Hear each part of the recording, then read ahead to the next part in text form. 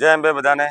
આ વર્ષે પણ આપણે ખૂબ મોટું કેમ્પનું આયોજન માતાજીની દયાથી કર્યું છે। મારી ભક્તોને 1% તકલીફ ના પડે, રહેવાની, જમવાની, મેડિકલ, રાસ ગરબા, જે મારી ભક્તો આટલું દૂરથી કિલોમીટરો કાપીને આવતા હોય છે એમને 1% તકલીફ ના પડે એમના માટે આપણે સંપૂર્ણ વ્યવસ્થા કરી છે। જમવાની, રહેવાની, ક્યાંય પણ 1% તકલીફ ના પડે। 24 કલાક ચા નાસ્તો, ડૉક્ટરો બધા જ આપણે છે અને પીએન માળી ફાઉન્ડેશનની આખી ટીમ। ગયા વર્ષે પણ આપણે અહીંયા જ કેમ્પ કર્યો હતો, આ વર્ષે પણ અહીંયા જ કેમ્પ કર્યો છે।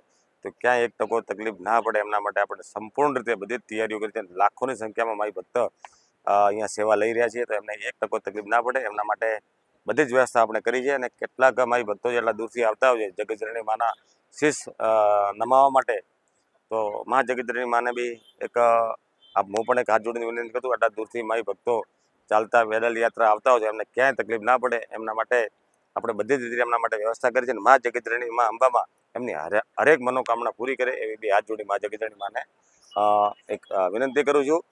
સમગ્ર આખી અમારી ટીમ પીએન માળી ફાઉન્ડેશનની 1000થી વધુ કાર્યકર્તા જે સેવાકીયમાં લાગ્યા છે એમની પણ મનોકામનામાં જગતજનની મા અંબા પૂરી કરે।